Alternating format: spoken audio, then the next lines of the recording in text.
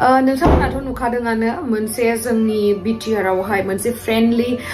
football match जानो थांगासिनो बियो मानि थाखाय जानो थांगासिनो नोंथाङा गोबाङानो मिथिबाय जानांगौ आरो गोबाङानो मिथियाखै जानांगौ स' जोंनि आसामावहाय गोबां थाद'नाय गैयि अखा हानायनि जाहोनावहाय जोंनि आसामाव माने दैबाना जादों आरो लोगोसे जोंनि BTR हालामावबोथ' जाखादोंआनोसै बेनि थाखायनो जोंनि BTR हालामनि माखासे सुबुंफोरा गावनि न' बांखौ गावनि मोसौ दाउ बोरमा बेफोरखौ गारनानैबाबो बा जिमानखिनिखौ हायो बिथांमोना बुथुमना लादों लासे लानानै बिथांमोना रिलिफ केम्पआवहाय थाहैनो गोनां जादों स' बेयावहाय रिलिफ केम्पआव थाहैनायावहाय गोबां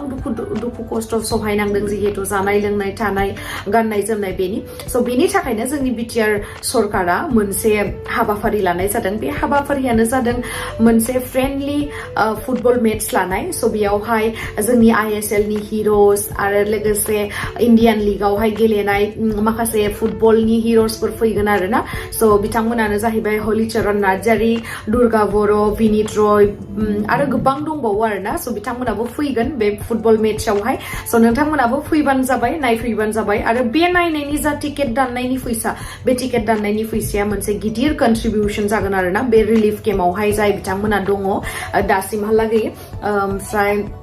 स' बेखायनो आं नोंथांमोनखौ बयखौबो खावलायो जे नोंथांमोना लैहोर फैनानै बे जिथु हाबाफारिखौ लादों बे हाबाफारिखौ मोजाङै जाफुंसार होहोनो हायो जिहेतु नोंथांमोना बयबो फैबानो जाबाय आरो आंना एसे लेट जाबाय बे भिडिअखौ बानायनायावहाय बेनि थाखायनो आं निमाहा बियो नोंथांमोननावहाय बयनिसिमबो आरो जाय जेसे हायो